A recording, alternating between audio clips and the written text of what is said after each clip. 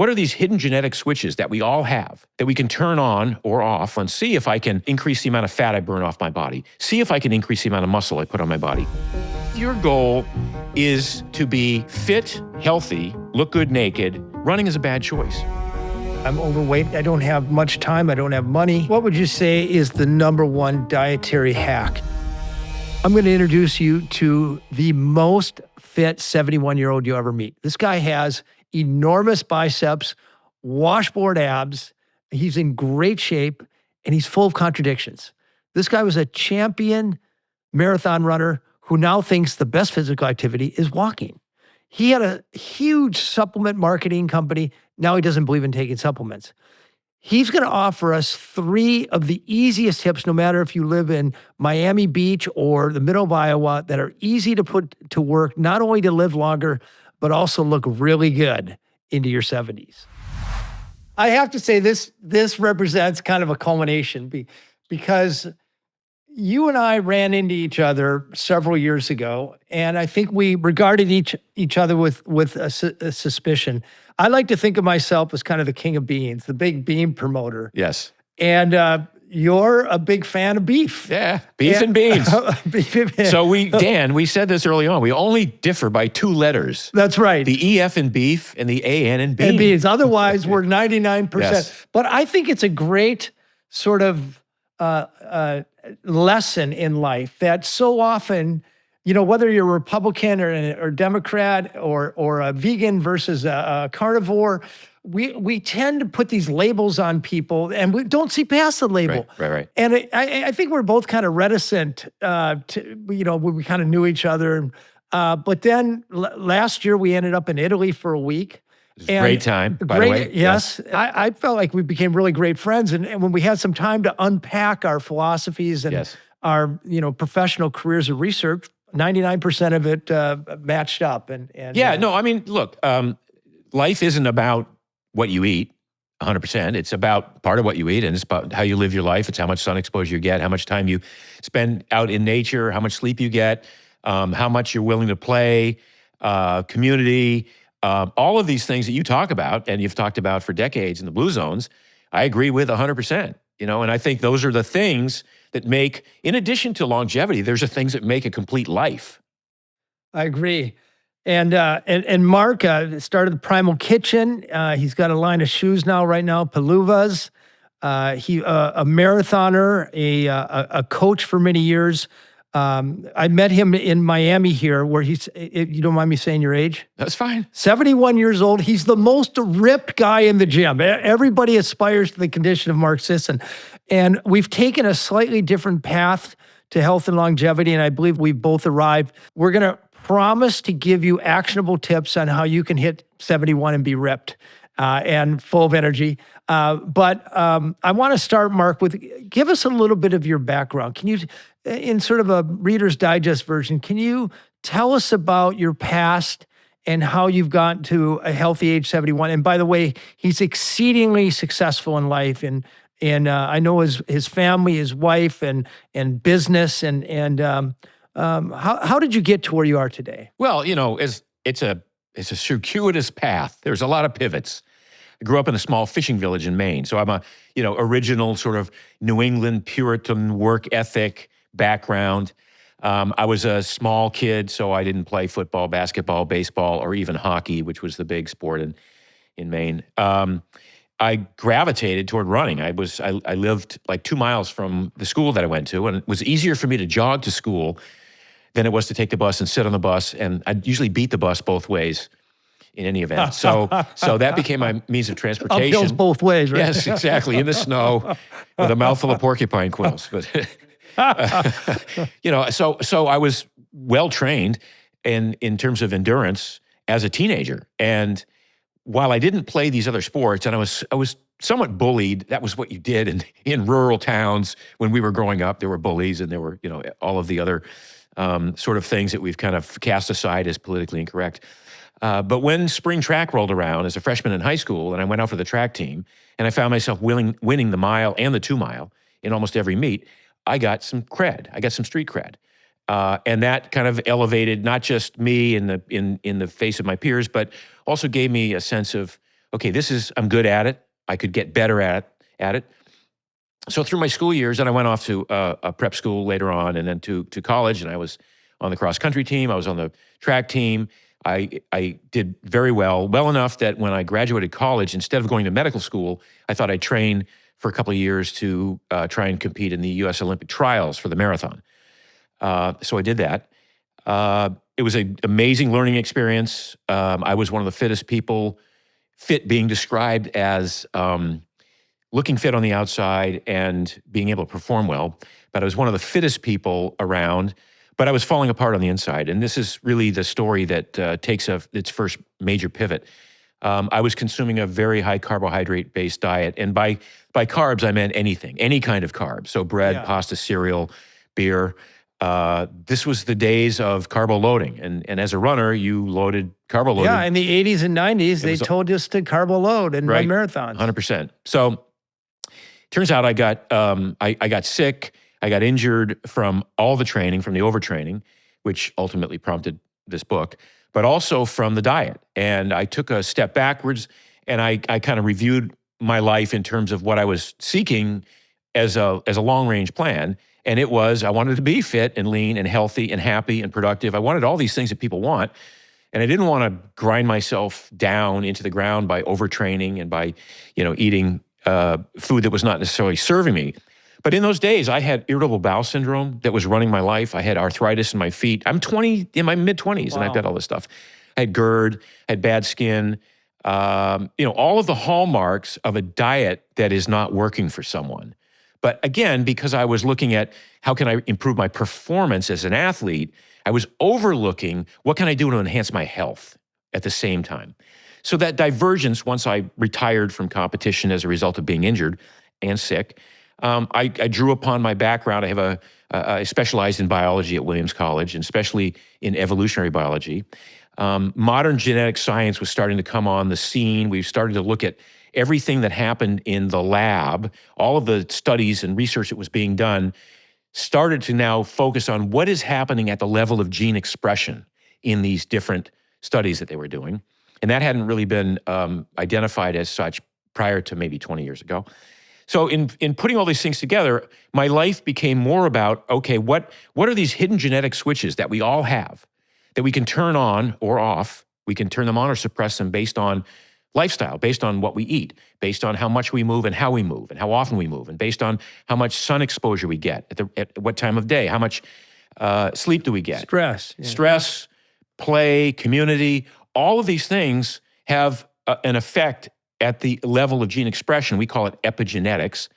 But my mission became to uncover these hidden genetic switches that we have and then write about it in a way that people understood, okay, if I know how my body works this way and I'm willing to do the experiment of one, whatever Mark says, I'm going to try that for a while and see if I can increase the amount of fat I burn off my body, see if I can increase the amount of muscle I put on my body, see if I can enhance my immune system through these behavioral changes, which again became a template for what I called the primal blueprint, right? These 10 primal blueprint laws. Move around a lot at a low level of activity, lift heavy things, sprint once in a while, eat lots of plants and animals, get plenty of sleep, avoid toxic things. I mean, some of it's pretty straightforward. Yeah, but it wasn't intuitive. Yeah, right, exactly. So that's kind of how I got to where I am. My life has been defined almost as an educator, either writing books, I've written 12 books now, or doing seminars or podcasts.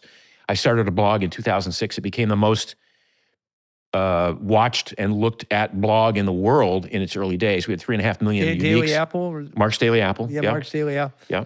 And then the hugely successful Primal Kitchen. And that, as I understand, you weren't always sort of successful in the physical realm and big in the physical fitness world, but Primal Kitchen sort of catapulted you into a whole new level of success. Yes. So going back 30 years ago, even more now, as I was looking to enhance performance as an athlete, I looked into supplementation. And it seemed at the time that there were these antioxidants that you could take that would enhance your recovery from hard work. I thought that sounded like a good idea. The research was kind of looking in that direction. And so I started a supplement company. And that supplement company, which I called Primal Nutrition, fed my family for 2 decades, and very well, thank you. But at one point, I had my supplement company. I was writing books. I had a blog that was posting every day, most often about food, most often about natural food and getting rid of the junk in your diet. And I had an aha moment. When people clean up their diet, when they get rid of the sugars and the sweetened beverages and the pies and the cakes and the candies and the cookies and the industrial seed oils, refined flours, they come down to a pretty short list of foods that you would call real and natural, which is great. Those are amazing foods, and I 100% behind all of that. But what makes the difference is what you put on these foods, what makes it palatable for the masses to be able to engage in this way of eating. I couldn't agree more. You know, and you've written about it yourself, and you've written cookbooks, and so, you know, you have 1,000 ways to cook beans, right? It's not just beans, boil them and eat them, no. So the aha moment for me was there are so many condiments, sauces and dressings and toppings that people put on their food to make them taste that much better, but they're told to use them sparingly because they contain sugar or bad fats or artificial colorings or whatever it is. Like Newman's Own, like my childhood hero, Paul Newman. Extra virgin olive oil dressing, and you pick it up, and extra virgin olive oil is the third oil behind canola and soybean oil. And I'm like, come on, man. Yeah. So the moment for me was when I realized nobody was making a demonstrably better sauce or condiment or dressing that you could put on food with reckless abandon. You could put as much as you want on your food, and it would not only not impart some negative aspect to it, it would enhance the healthfulness of the food in addition to enhancing the flavor of the food. And so that was what really started me off with Primal Kitchen. I'm like, there's a whole white space here of products that has not existed. It's going to cost more money, but you know, good ingredients cost. Speaking of white space, when I think of Primal Kitchen, I think of your mayonnaise. Yes. And then you also have your Caesars. What makes Primal Kitchen healthier than, you know, the more run-of-the-mill mayonnaise? So we base it on avocado oil. So for the last 10 or 15 years. So instead of seed oil, it's correct. avocado. We don't use seed oils. We use avocado oil. It's our primary source of healthy fats in almost everything that we do. The timing of it was also critical because I think if I'd launched that company 5 years earlier, there was not enough public awareness of seed oils and how they might be detrimental to health. There was not that awareness of healthy fats and the fact that extra virgin olive oil and avocado oil and now algae oil are some of the healthiest oils you can consume, healthiest fats you can consume, and consuming them actually benefits your health rather than having a neutral sort of inflammation. effect. What I love about it is you're not only helping people to get healthier, it's better for you, but you've also become exceedingly successful with it. And I think you sold it to Kraft. Yes. Yeah, but you're still kind of the face of the product. I got here a little bit after you to Miami Beach, and you know you were kind of the alpha male here. You know, you're ripped, you look good on a stand-up paddle surfboard. You know, people know you. You're generous, and you kind of exude success, both outwardly and also the way you interact with people. Thank you. But I wonder if you've had hard times in your life. I wonder if there's one point in your life, a low point, maybe the lowest point that you've had and what you learned for it, or has your life just been all roses? It's been roses the whole time. No, Dan. No, I look back and I've had some. And you get extra credit for being vulnerable, by the way, which I know is probably not natural for you. It's all good. It's all good. No, I remember in my early 20s, I thought I was going to be a real estate investor, and I took all the money I had and invested in a property in North Adams, Massachusetts, and was going to fix it up and rent it out to college students. We had a bad winter. The pipes burst in the house one night and flooded the whole house. I lost my shirt on that. I had no prospects for anything beyond that. I was painting houses to support myself. So I was a house painter for almost 15 years. Did you have a family then? No, I did not. But I was a house painter. I put myself through college painting houses. And it was so lucrative for me that when I didn't go to medical school and was training for marathons, I did that as a means of supporting myself and allowing myself to fly around the world and run in these races. And it became, a relatively lucrative form of income for me. But wow, I wasn't going to get rich on that. And so my first major investment in real estate was so horrific, I didn't buy another house until I was 52 years old. So, these little things that sort of affect us. Was internally. this a financial disaster, or did it bleed over into your personal life? Did you actually have a hardship? You had to cut back on flying. No. I mean, I was living in a $50 a month shotgun shack in Williamstown while I was doing this. I had no money. I put pretty much everything I had, which wasn't a lot, but everything it had into this building. So just one example of that was one of, 30 or 40 setbacks I've had. No, I've had so many. I mean, when I started my vitamin company, I was on, do you know Doug Kaufman? Know The Cause? Anyway, it's a TV show that's been around for a long time. It's a health talk TV show. I would go on his show and I would talk about my supplements, and people would buy my supplements. It was amazing. So I grew my company on the strength of these appearances that I made on this talk show. Well, that model dried up in 2004 with the advent of the internet, and then 300 cable channels and Dish. So when that model dried up, I went from making a lot of money to making no money. And now again, I have no money, right? I've got a family and wife and 2 kids and no money. So I started a TV show of my own called Responsible Health. And I produced 52 half-hour episodes of an in-studio talk show on health. And it was a great show. The precursor to podcast. Yes. And it was exactly. And it was a great show. And I bought time on Travel Channel. And I say I had no money. I had $1.5 million at the time in the bank, and I lost it all. Producing the show. Producing and airing the show, because it was supposed to be self-liquidating, right? I was my own advertiser. So on the commercial breaks, I'd be selling my products. Thanksgiving has always been one of my favorite holidays. Not for the food, though I'll never pass up those sweet potatoes, but for what it represents: gratitude. In the Blue Zones, I've seen that gratitude isn't just a once-a-year thing. It's a daily practice. Time with family, good food, laughter, and belonging. These are the ingredients that keep people happiest and healthiest well into their later years. Which is why every November, I head to my lake home up in Wisconsin. My family gathers around the table, we cook together, play cards, and tell stories. At some point, someone always raises the glass and says what they're thankful for. In fact, I make them do that. It's simple, but it's the kind of moment that literally adds years to your life. I love that my space can offer these moments of gratitude to other families whenever I'm not using it. While I'm off traveling or filming, I host my home on Airbnb. I actually love knowing that other families can experience the same warmth, the same gratitude, and do it all under the same roof. Hosting fits naturally into my life. It keeps my home alive, and it helps spread a little of the good energy forward. Have you ever considered doing the same? Your home might be worth more than you think. Find out how much at airbnb.com/host.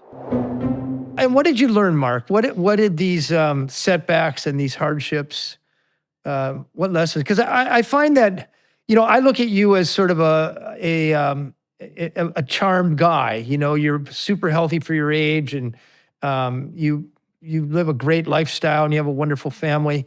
And but I find that the genealogy of almost every blessing, if you go back far enough, it starts with some disaster. It starts with some catastrophe. And I'm wondering what that was for you.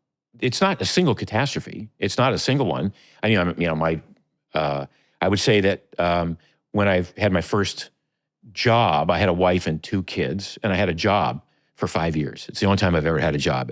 The rest of my life, I've been an entrepreneur. And I hated the job so much that I quit and started my own vitamin company. So now, this was before the TV show. I'm 43 years old. I've got a wife and 2 kids, no source of income, and I'm starting a vitamin company. And so that was a lot of stress for me. I controlled it because I knew I was confident enough of my ability. So I had arranged some consulting gigs, right? So I was able to make money consulting with other supplement companies because I knew the business very well as I grew my company. But there's an example of I wanted to make I wanted to make supplements for athletes that athletes could take to enhance their recovery. I couldn't sell anything to athletes. So I had to pivot, and I started selling to the anti-aging market, to little old ladies who are reading Life Extension magazine, and then saying, oh yeah, I want to take alpha-lipoic acid. I want to take resveratrol, CoQ10, NAC, ECGC. I want to take all of these amazingly wonderful nutrients that I'm reading about in these magazines. I put them all together. So the pivot of starting a company and then not doing well, selling to the market that I thought I was going to be marketing to, but being able to understand that what I had was a good product. I just hadn't found the right customer yet.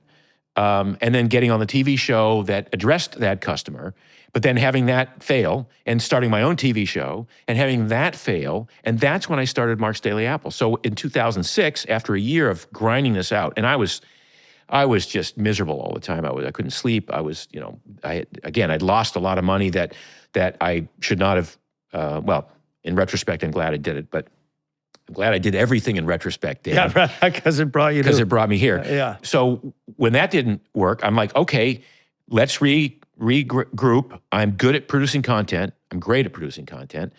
And this internet thing is kind of cool. And this blogging thing sounds like it might be promising. So the failure of the TV show led me to start Mark's Daily Apple, which became the most successful blog of its kind in the world for a couple of years. And the reason it was no longer successful, or not the most, is because it begat thousands of other similar blogs that addressed this ancestral health question that I was sort of addressing and attacking from all angles every day. So if I had to sum it up, it's a certain nimbleness, a certain not necessarily willingness, but to fail, but being able to fail and quickly learn and look at the next wave and to persevere. Yeah, I mean that's what I tell every young person who's looking for the best sort of business advice. That's where marathons. I've run one marathon. Yeah. I know how damn hard it is. Yeah, you could easily drop out at 20 miles. But from 20 miles on, it's like one step at a time. Yeah. You got 6 more miles to go, one step at a time, and hang in there. And then the people who drop out of marathons always regret it, right? Like, damn, I should have hung in there. I could have hung in there. And the people who hang in there and finish, even if they don't, get the time that they were shooting for, they're glad they finished. And I think that's true with business. That I see a lot of people fail in business. Well, 2 things. One is they don't have a good idea to start with. So it's really important that you have a good idea to start with. Yeah. Think that idea through all the way and make sure that this has the potential to be something that people want, that you're good at doing and providing. There's something unique about your service or product that you're selling. When those boxes have been checked off, it really comes down to how much you persevere in and how much you are willing to pivot in the face of slight headwinds or changes or shifts in the marketplace or all of these different variables that enter into everyone's business plan. You don't plan, and by the way, a lot of these you don't plan for in your business plan, but you have to address them later on. Be ready for it. Yeah. I've noticed that along with the industry, you have evolved in what you believe leads to long-term health. I mean, you were a champion marathon runner, but now you have this new great book out called Born to Walk. Yes. And I've seen you on other broadcasts explaining why running might not be that good for you after all. It's interesting. The first 80 or 100 pages of this book go into the running boom and how it was wholly inappropriate, it turns out, for almost all people to engage in this activity. Marathons, this and marathon, triathlons. all of this stuff. Calling upon evolutionary biology, we are born to walk. And you'll agree, we're born to walk and garden and putter and move around a lot at a low level of aerobic output. So we're born to walk and we're born to sprint. We're born to sprint once in a while because we had to for our lives. Animals chase us. But we were not born to run 7 or 8 minute miles for an hour a day for years and years. We're not born to run metronomically that way. It's antithetical to health. If your goal is to be fit, healthy, energetic, look good naked, and all the things that people say they want, running is a bad choice for most people. That's so ironic because I'm sitting across from a champion runner, champion marathoner who's saying, nope, you're better off walking. I was one of the people who was probably okay running, but one of the few. I mean, when I was a runner in the 60s and 70s, dig this, the only people who ran were runners.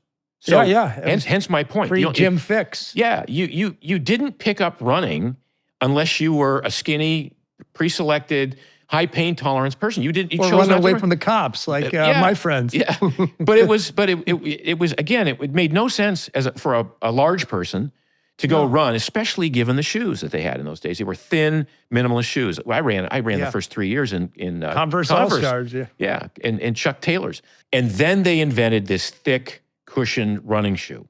Now, the irony here is that the original invention of the Nike, the original thick, cushioned running shoe, was because the great runners in this country, many of whom were coached by Phil's partner, Bill Bowerman, wanted a thicker shoe so they could put in more miles with good form. Again, this is all about runners initially saying, I just want a thick shoe. I have great running form, but these thin shoes, I'm limited to 50 or 60 miles a week of training. I want to get to the shoes, especially Palooza, because I think it's a fantastic product. But before we do, I'd like to unpack Born to Walk, and you sort of understand how the metabolism works and how the body works.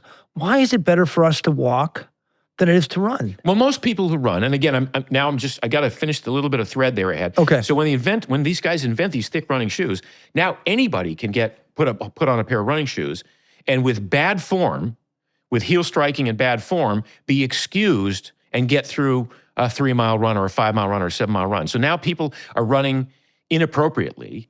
And the number one thing that happens is when you start to become a runner, you think, okay, I got to struggle and suffer and sweat. So now you go out for your 3-mile run or your 5-mile run or your 6-mile run.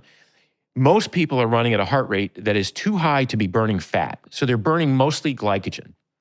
And as such... Okay, wait a minute. So you don't burn fat when you're exerting yourself at high levels? Correct. Is that right? Absolutely, yeah. So this is the essence of everything. I don't think people understand. I think that's a newsflash. You've heard about all the zones: Zone 1, Zone 2, Zone 3, Zone 4. Okay, so most people now, Peter Attia and Huberman and Galpin, they're all talking about do 80% of your training, 85% of your training at Zone 2 or less.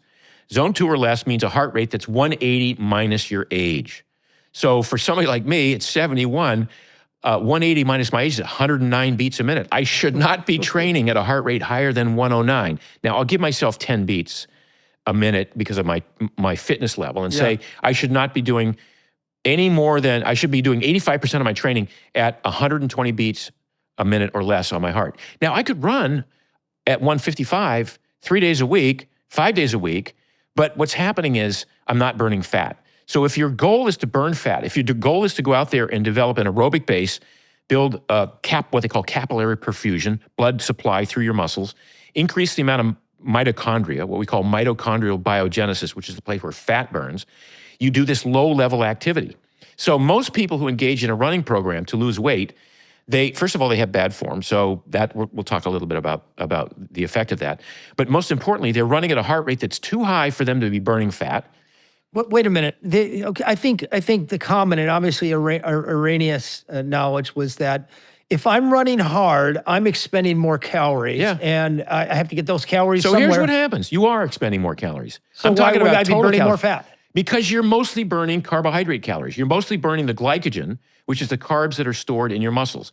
And as soon as you get most of the liver glycogen goes for the brain. Okay. Okay, but muscle glycogen is what you're using when you're running hard for long distances, or even moderately for hard distances, especially if you're not fat adapted and fat trained.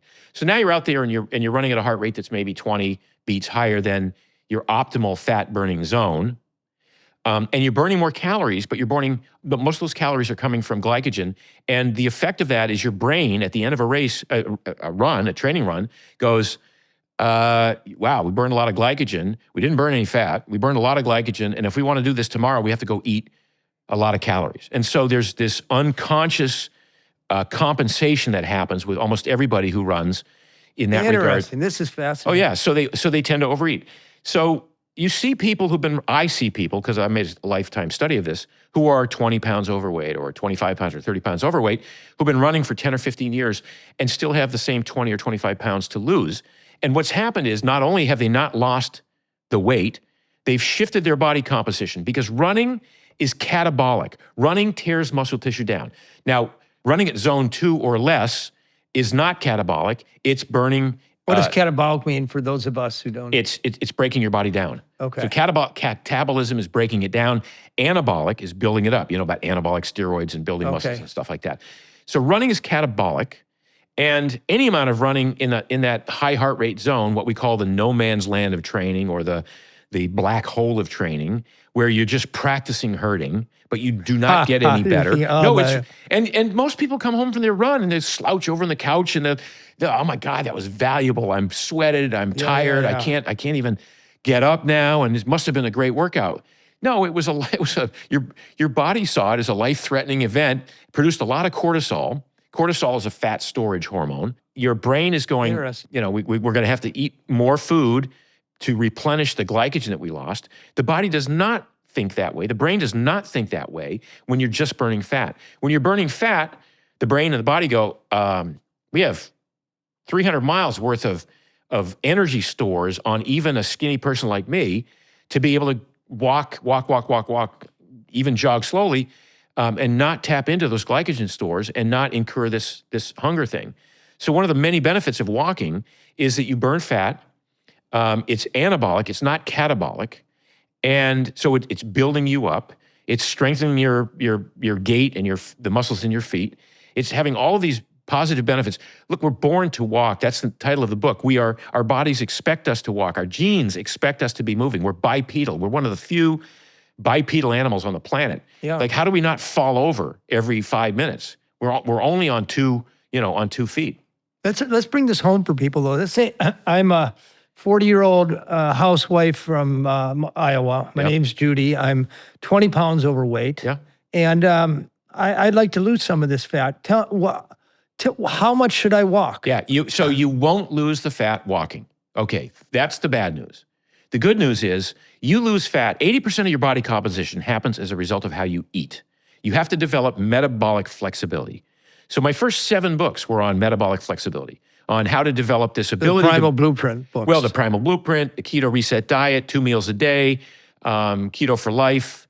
I've just written about this ideal state of being where we are able to access our own stored body fat in the absence of a meal or in the absence of calories coming in from outside. The reason people get shredded and lose all this body fat is they're burning off their stored body fat. If you don't burn off your stored body fat, all you do is tend to accumulate. Are you telling me you cannot do that by walking? No, you can't. It's not a good choice. Again, you cannot exercise away a bad diet. I know you've heard this, Dan. You cannot exercise away a bad diet. Now, in your blue zones, those people are eating minimal amounts of food, right? So they are burning their stored body fat all the time. It's not even the mix of food. It's not even the beans or the beef or the whatever. It's the fact that their calorie intake is very low, and they're outside, and they're moving around a lot. But it isn't the amount of calories you burn when you're walking. In fact, I tell people, don't track calories when you're walking. It's irrelevant. You want the movement. You just want to be able to move. Now, yes, you'll be burning some body fat. Yes, you'll be building an aerobic base, and depending on how fast you walk, you might even improve your VO2 max a little bit. You were saying that running is catabolic and it does not burn fat, it burns glycogen. The implication being that walking does burn fat. Yeah, and it does, but not just not a lot. No, so if you look at the graph, if you look at a substrate utilization graph during exercise, as your speed increases, you're burning fat, then you're burning a little bit more fat, then you're burning a little bit more fat. But there's a point at which the calories are still not that significant that you're going to use that as your sole means of, in other words, you can't say, okay, if there's 3,500 calories per gram of my own body fat, if I walk 5 miles a day at 100 calories a mile and I walk 7 days a week, I'll burn off a pound in a week. It really doesn't work that way. Again, 80% of your body composition, some would say 90% of your body composition happens in terms of how you configure your diet to encourage your body to extract energy from its own stored body fat. Let's just put beef and beans aside for a minute. Yes. But what's your prescription for people who want to look like you do at 71? Well, I mean, I would. It's a Or long kind process. of like you, maybe not to the extreme. I mean, I get it. Look, and I'm gonna acknowledge that some amount of my body composition is genetically, endowed. So I can't disregard that in the overall context of things. But I've developed this metabolic flexibility to the extent that, for instance, I eat in a compressed eating window. So I wake up in the morning, I have a cup of coffee. I don't eat until maybe 1 o'clock or 1:30. You put anything in your coffee? Little bit of cream, but that's about it. So there's a couple of calories in there, but there's no substantial food at that time of day. I work out fasted in the morning, and I work out fasted according to a specific protocol that I use, which acknowledges that my diet is accounting for 85% of my body composition, and all I have to do is what I call the minimum effective dose of exercise. So I don't exercise that much, Dan. Like, my minimum effective dose of exercise would be 2 weight workouts a week in the gym. Intense? Sure, intense, but not overly intense. An hour or half hour? No. Up to an hour. Okay, twice a week. Twice a week, doable. Everybody can do that. 1 sprint workout a week. Now, sprinting isn't necessarily running. I mean, I just did my first sprint workout 2 days ago after a 2-year layoff because I had hip issues and got a hip replacement. Tell me what a 71-year-old sprint workout is like. So that day it was on the treadmill. It's my first running sprints, but sprints can be anything. Sprint in my worldview, sprinting is any activity that takes between 10 and 30 seconds. Could be up to a minute if you're really well trained, but 10 or 30 seconds where you're going all out as hard as you can, and then you rest for at least 3 times what the work interval was. And that's not a heart risk for people? I mean, you work up to it, so you start with a well, not if you're 70 and you want to look at me at 71 and then you're starting from 0. Yeah, there's probably a heart risk, but as you work your way into this, it's a 10-minute warm-up and then a work set of, in my case, the other day was 30 seconds hard on a treadmill, sprinting up a hill on a treadmill, hopping off, resting for a minute 30. Getting back on for 30 seconds hard. I did 8 of those. Doesn't take much time. Yeah. Leaves you 20 minutes. What I would say truly knackered, but not beat up. Like it's something that you can walk away from, and the rest of the day is you're energized, and you only do it once a week. So this is the thing. Back to what is the minimum effective dose of exercise? It's a lot of walking. What's the other 4 days? Lots of walking. So on days that I'm not lifting, I'm walking twice as much. I walked 2 hours yesterday. I walked half an hour in the morning and then an hour and a half with a couple of influencer bros, friends of mine, on the beach. We had a philosophical talk about God and aliens and everything else. It was amazing. But so that was a day off. So on my strategy, I lift twice a week. So I want 4 days in between hard lifting sessions because I need to recover. The muscles, if you do it well, if you do it right, the muscles need to recover. So my strategy is walk as much as you can every day, including hard days that you're in the gym training.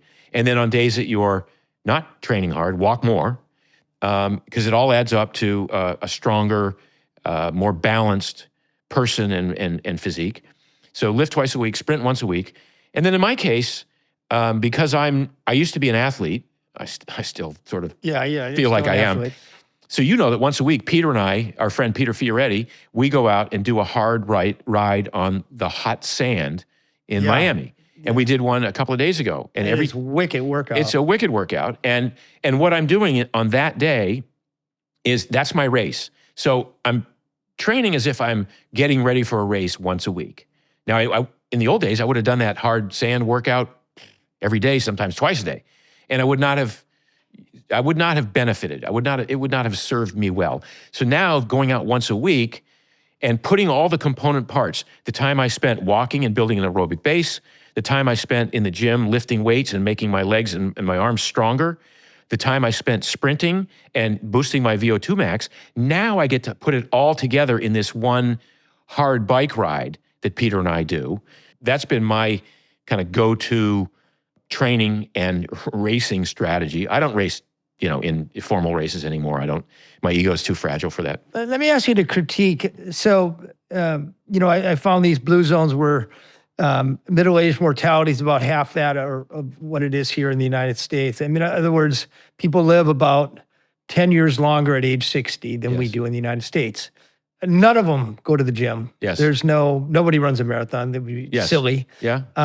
But you look at their physical activity patterns, they're taking probably 10 to 12,000 steps a day without thinking about it because they live in places where every time they go to work or friends out, they walk. Yeah. They have a garden, so they're getting range of motion. They do some lifting. No, they're doing squats. They're lifting squats. Yeah. No, they're lifting stones. Yeah. They're hoeing. All of that stuff.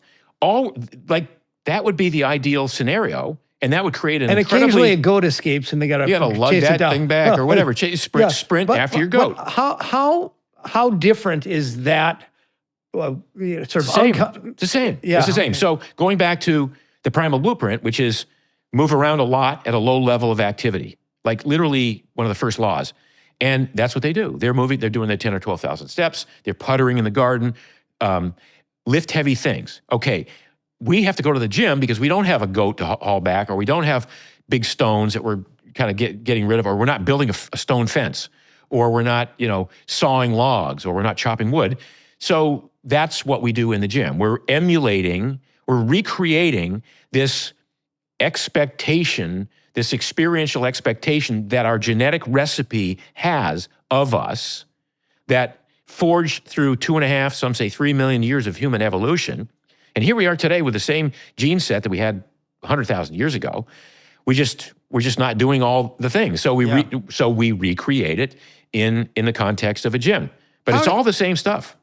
You probably know these statistics, but 75% of Americans don't even get 20 minutes of physical activity a day. And I almost don't believe that, Dan. I mean, I'm not going to doubt you, but it's such I'll show you the reference. It's such a horrible thought. It's America. Yeah. And here's the problem. We live in the southern tip of South Beach, and the people we're surrounded with are probably 2 standard deviations from the norm. Yeah. And we did, like you just took a walk with the influencer bros, and we tend to think that's what the rest of the world is. But, I spend most of my time working in middle America where, people wake up tired, they pull together breakfast for their kids. They're in pain. They drive 45 minutes to work. They're at a job. Most Americans don't like their job. 70% of them don't. They come home tired. They get dinner together for their kids, and then the average American watches 4.5 hours of TV. This is not the way that. It's good in concept and it's right in concept, but how do you actually get people to do it? Well, I've spent my entire career offering up possibilities, but never pushing people to do it. What I'm saying is, I have a way. That if you do it right, will improve your body composition, decrease your risk for almost all diseases, have you more energetic, keep you out of pain, make you a better parent to your kids or a spouse or whatever it is you're looking for. I have a way to do this. And it's all based on research. But I cannot force people to do this. You can educate them and inspire. I grieve for those people in the middle part, the flyover states and wherever it is, where they can't see the value of taking one first step. To your point, however, if you can't get the diet right, you're pretty much doomed. So let's just say your diet is Wonder Bread and Velveeta and nachos and Coke. No amount of walking, no amount of exercise is going to fix that. So diet becomes the sort of the keystone access to all of these other levels of health and fitness that are available to everybody with the right inputs. I've spent my life exploring the world, not chasing adrenaline, but meaning. From the blue zones of Costa Rica to the highlands of Sardinia, I've learned that adventure isn't about going further, it's about going deeper. That's why the Defender caught my attention.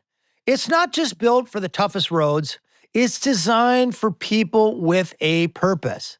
A vehicle capable of great things like the people who drive it. When I'm planning a new expedition or just heading up to my lake place, I want something that feels as durable and capable as the journeys themselves.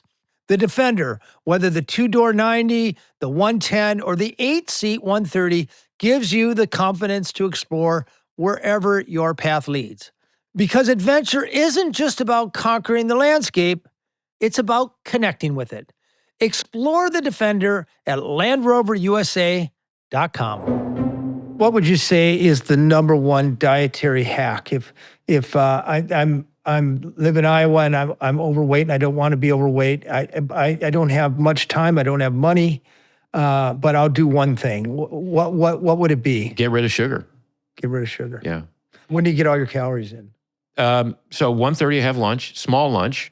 Dinner I have a big piece of steak, as you know, and It's a bean steak, ladies and gentlemen. It's bean. some amount of vegetables, a glass or two of wine, and that's it. So what's ironic here is that because I become metabolically flexible, I derive a lot of my own energy from my own stored body fat. I'm also metabolically efficient. And so I don't waste. How does one become metabolically flexible? You have to cut carbs. You have to give your body a reason to start tapping into its own fat stores. So if you never give your body a reason to tap into its own fat stores, the body holds on to fat. It hoards it. It saves it because it thinks, oh my God, this is great because one day there's going to be a famine and we're going to have all the fuel we need. Well, that famine never comes for most people. And so people in this country are what I call sugar burners, which is, again, why you want to get rid of the sugar. So sugar burners go maybe have minimum 3 meals a day, sometimes 5, breakfast, a snack, lunch, a snack, dinner, a bedtime snack. And in many cases, these are people who experience low blood sugar because much of their diet is carbohydrate-based. When you eat carbs, the body does run on glucose and the brain does run on glucose. It is a legitimate fuel, but too much glucose, as you know, in the bloodstream is diabetes, right? So now you've had this meal, your blood sugar rises, you're energetic because, I had something to drink and I'm good. And then your body secretes too much insulin, it overcompensates and sucks all this stuff and usually deposits it in the fat cells. And now your blood sugar drops. Now you're below the normal teaspoon in an entire body of blood. So now you get hungry again. It's 10 o'clock, time for a donut. Yeah. And this swing happens all day long. And exhaust you. And meanwhile, you're continuously building upon your fat storage and you're never drawing it down. You're never taking it out. You're never burning it for energy. Another irony of ironies is every time you eat something like that, every time your insulin is high, it locks the fat in the fat cells. Fat can't come out of storage unless insulin is low. So the way around this is to either start fasting for longer periods of time or to eat a very low-carb diet. So I wrote a book called The Keto Reset Diet, and it uses a ketogenic diet, not as a lifestyle, but as 3 to 6 weeks of resetting your metabolism so you become metabolically flexible. By withholding carbohydrates, the body goes, I guess there's not going to be much glucose for my brain, so I'm going to start burning my stored body fat. I'm going to take my fat out of storage, my abdomen, my thighs, my hips, my butt, wherever it is. I'm going to combust it for energy, to move throughout the day, muscular energy, and then I'm going to send some of it to the liver to turn into ketones so my brain can run on ketones. And it turns out the brain runs better on ketones than it does on glucose. So you can go, when you become metabolically flexible, you can skip not just 1 meal or 2 meals, or you can not eat for 3 days, tap into your stored body fat, function as if you're entirely, never missed a meal, because you didn't really, because the 500 calories that you would have had on this plate of food now becomes the 500 calories that comes off your body. The brain is happy because the brain loves ketones. And if your liver becomes good at making ketones, liver makes way more ketones than are necessary to fuel the brain throughout the day. So you've got all these different substrates that you can access without ever having to think about, I'm hangry, I have to eat. Oh, geez. It's the most freeing place a person could be. And with that, you trend toward your ideal body composition. And one of the things that happens, one of the first things that happens, is the disappearance of hunger, appetite, and cravings, because you're no longer tethered to a mealtime. The insulin yo-yo. Correct. Yeah, I think, one of the things I'm learning here, and I think is great, this idea of metabolic flexibility, you have to at some point endure a little bit of hunger. Bingo.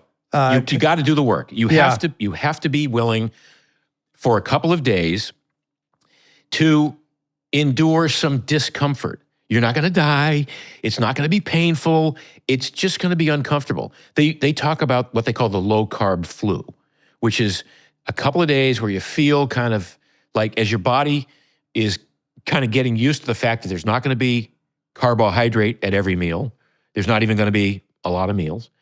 And that's the time it takes for all of these signals for the genes to upregulate, build the enzymes that take fat out of storage, build the capacity, the capillary capacity in the muscles, increase the amount of mitochondria, and increase the efficiency of the mitochondria you already have. It's an incredibly efficient, effective system that's available to just about everybody. And it's free.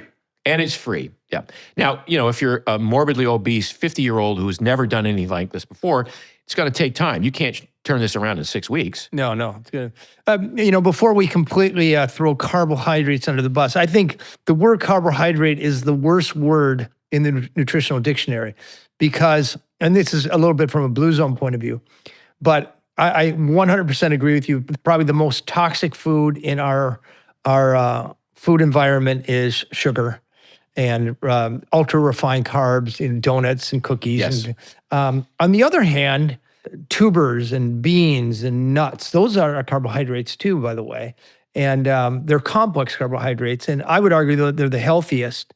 And I would also argue you could achieve this keto state eating a plant-based diet. A little bit harder, but... It's harder. You have to now watch your timing more than the macros. But it's totally available with that sort of diet.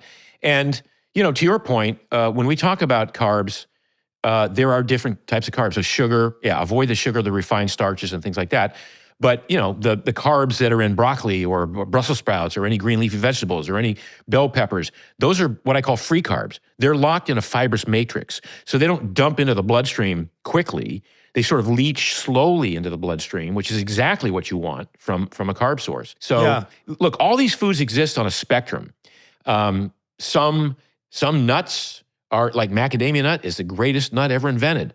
Peanuts probably not serving people as much as they might think. Oils, soybean oil, horrible.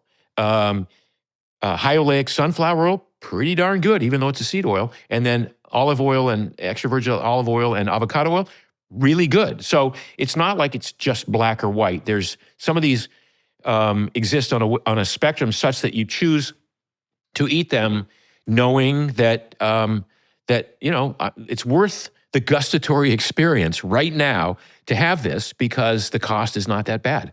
Yeah. So one of the things we observe in Blue Zones, they're making it to 100 sharp, a fraction of the rate of obesity, fraction of the rate of type 2 diabetes. Nobody takes supplements. Yeah. And I'm just wondering I know you had a bit supplement company. What supplements do you think really work for people? So I don't take supplements anymore, and I made a career out of it. Again, but we used to think they were good. No, for sure. It doesn't mean it was. I mean, this is. We could have a whole discussion about biohacking and where that community has gone and what their real pursuit is and all the protocols. But at the end of the day, I'm looking for the minimum effective dose of anything. Most people look at food and go, "What's the most amount of this meal I can eat and not get fat? What's the most amount of this buffet I can load on my plate and not feel like a glutton? What's the biggest piece of cheesecake I can have and not be uncomfortable tonight?" Well, people think that way because our brains are sort of wired to eat. But if you did the reverse thought experiment and you said, what's the least amount of food that I can eat, maintain muscle mass or build muscle mass? What's the least amount of food I can eat, have all the energy I want, never get sick, and most importantly, not be hungry?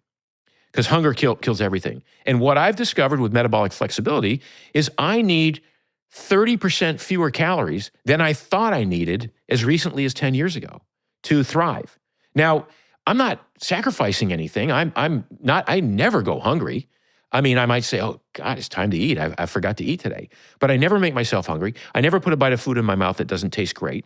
I never sacrifice. I don't overeat just because I know what's going to happen. I'm like, I've developed a skill, an intuitive skill to push a plate of food away and say, I'm no longer hungry for the next bite, okay? So that's what I call the minimum effective dose of food. The minimum to stay lean and fit and strong, not get sick, have all the energy I want, most importantly, not be hungry. So we don't need supplements. So now we talk about lots of walking, two exercise sessions a week, and sprinting. What's the minimum effective dose of supplements? And that's what I've tightened myself down to over the years. I don't need 2,000 milligrams of vitamin C a day. I don't need a multivitamin. I don't need CoQ10 because I don't take.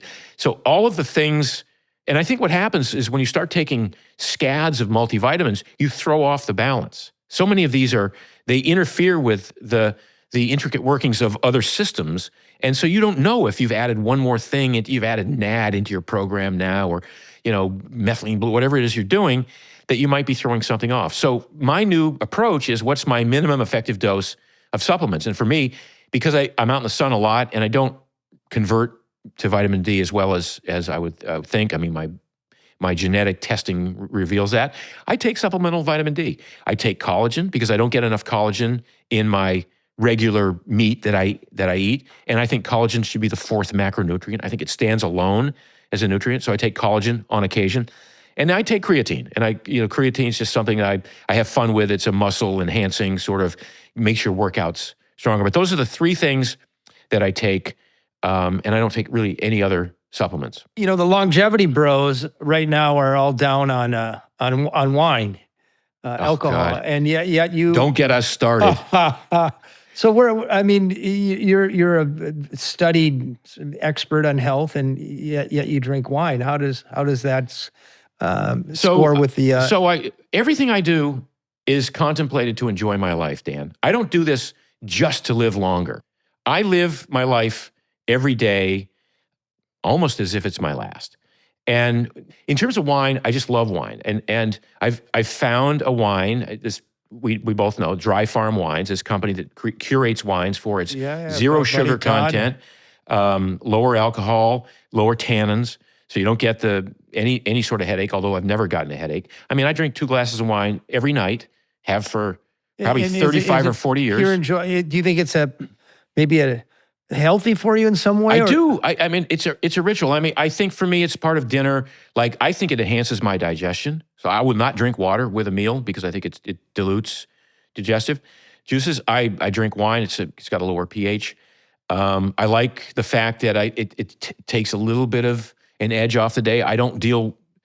If I had to pick one part of my life that I've not been good at, it's stress management. So wine assists me with that. Yeah. And we could do a whole section on the fact that the body makes ethanol. The human body makes ethanol, and we burn ethanol. Ethanol, which is wine, which is the alcohol in wine, provides 7 calories per gram. So it is a fuel source. And I think famously, if you know that if you drink alcohol, that the body burns off the alcohol first. It preferentially burns off the alcohol because it's toxic. Well, glucose in excess in the bloodstream is toxic. And yet everybody's saying, oh, glucose is this amazing thing, and the body makes it and the body burns it. I'm like, yeah, well, the body makes ethanol and it burns ethanol as well. And I've done a number of recent research things on this, that the body can burn up to 30 to 40 grams of ethanol in a shorter period of time, which is about 2 glasses of wine. So I'm not testing the boundaries as much as I'm justifying the fact that here you are over here having an extra dessert, and too much glucose is going to raise your blood sugar and mess with your A1C and maybe clog your arteries up. And here I am drinking an appropriate amount of wine. So, that's my story, and I'm sticking to it. I love it. Well, I'm a big fan. The Blue Zone approach to things is sort of change your ecosystem, change your environment, and forget about it. And one of the things I've learned the hard way is footwear. Yeah. And what you put on your feet can have profound impact on how well you walk, how much physical activity you get, how you feel. And you've come to some epiphanies that I've come to, but a completely different path. But tell us about Paluva and Yeah. So one of the issues I had as a runner was I didn't like the shoes. I didn't like them when they were too thin. I didn't like them when they were too thick. For the most part, I didn't like them because I'd rather go barefoot.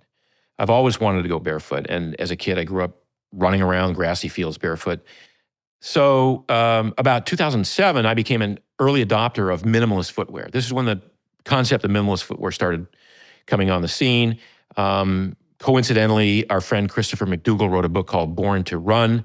And in that And book, minimalist, your toes are no, well, free. minimalist basically describes a shoe that is wide, thin, Okay. flat, and flexible. Wide enough to accommodate a full toe splay, thin enough to feel the ground underneath, flat, which means it doesn't drop from the heel to the metatarsal, and flexible, so it's able to accommodate Okay. and feel rocks and stones and things underneath. Now, there have been a number of minimal shoe companies. There was one that came on the scene that I was really excited about, a five-toed shoe that I embraced wholeheartedly, and I wore a five-toed shoe for 15 years. But, you know, it never really satisfied all of the requirements that I had. I wanted it to be a little bit thicker so I could walk on concrete for 10 miles and not feel like I was going to get a bone bruise. I wanted them to look better. I wanted the uppers to be a little bit more substantial. So 4 years ago, my son and I decided, look, this is the time and the place to create the optimal shoe for everybody, a shoe that allows your foot to do what your foot wants to do. So we developed a shoe, a five-toed shoe that looks, can I show it to you? Yeah, please. Okay, so this is our trainer. This is the Palooza sport mesh trainer. By the way, everybody's wearing them down here right now. It's all it's- de rigueur. Yeah, and yeah. they actually look cool, Yeah, not yeah. like the old Dorkmeister Yeah, Vibrams. exactly. So this is the sport trainer. Again, five-toe, individual toe articulation, flexible. It's thin enough, even though it looks like sort of a regular shoe. It's 9 millimeters, less than 1 centimeter from your heel to the ground, so you can feel everything you walk on. You know, I learned about this the hard way, just to share my own story on this. I had something called a Morton's neuroma. It's a pinching of the nerves because they collapsed. They got weak from, 50 years of living in a shoe. And what I love about your shoe is it frees up the toes to move around. Yes. And it disperses the burden. And I just think it's such a brilliant design. And I'm a big fan of it because you put it on your feet and you forget about it. Yes. This is the most comfortable shoe you'll ever wear. It's a glove for your feet.